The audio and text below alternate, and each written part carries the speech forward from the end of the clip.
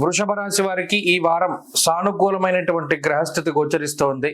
రాశ్యాధిపతి శుక్రుడు జన్మరాశి యందు యోగించడం అనేటువంటిది ఒక మంచి స్థితి. అలాగే రెండవ స్థానం ముందు గురుడు యోగిస్తూ ఉన్నారు. అలాగే ఈ రాశి వారికి లాభస్థాన స్థితి శనేశ్వరుడు గాని, దశమ స్థాన స్థితి రాహువు గాని, ఈ వారంలో చంద్రబలం గాని, ఇవన్నీ కూడా ప్రధానమైనటువంటి బలాలుగా చెప్పవచ్చును.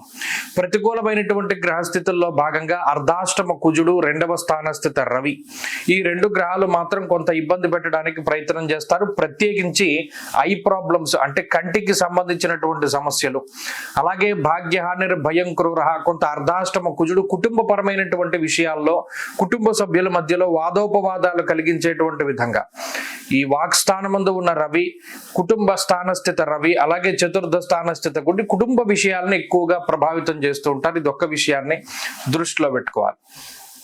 ఏవైతే ముఖ్యమైన విషయాలు ఉన్నాయో, ఏవైతే క్రియాశీలకమైనటువంటి విషయాలు ఉన్నాయో వాటిలో మీ జోక్యం కానీ, మీ ఆలోచన కానీ, లేదా మీ ఐడియా ఏదైతే ఉన్నదో వాటిని కుటుంబ సభ్యులు ఒప్పుకోరు. అది ప్రధానంగా మీ ఈగోని హట్ చేస్తుంది.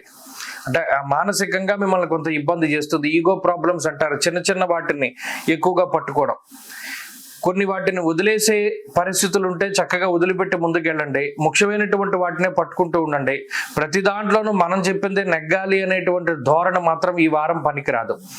అలాగే కుటుంబ సభ్యులతోటి ఎంత వీలుంటే అంత తక్కువగానే కొంత వాదనలు కానీ లేదా మాటలు కానీ మాట్లాడుతూ ఉండండి. ఎందుకంటే వాళ్ళు కొంత మీకు ప్రతికూలంగా మాట్లాడడానికి ఎక్కువ అవకాశాలు ఉన్నాయి. మాట పెరిగి మళ్ళీ అది ఇబ్బందులు కలగడానికి అవకాశం ఉంటుంది. కాబట్టి మాటపరమైనటువంటి పట్టింపులు రావడానికి అవకాశం ఉంది. కాబట్టి కొంత పట్టు విడుపుగా వృషభ రాశి వారు మెలుగుతూ ఉండాలి.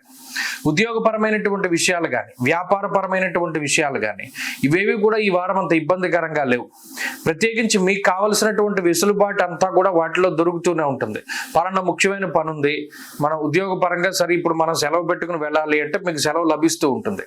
అలా అటు మీ యాజమాన్యం కానీ లేదా మీ వ్యాపార పరిస్థితులు కానీ మీకు సానుకూలంగా ఉంటే మీ పర్సనల్ లైఫ్కి ఎక్కువ ఇంపార్టెన్స్ ఇచ్చుకునేటువంటి విధంగా ఈ గ్రహస్థితి గోచరిస్తూ ఉన్నది.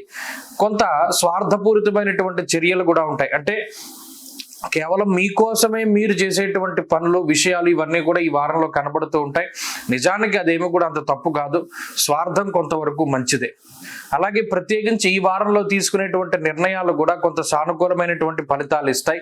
వారం మధ్య నుండి కూడా గ్రహస్థితి బాగున్నది. మొదటి 3 రోజులు మాత్రం కొంత మానసికమైనటువంటి ఒడిదుడుకులు ఉన్నాయి.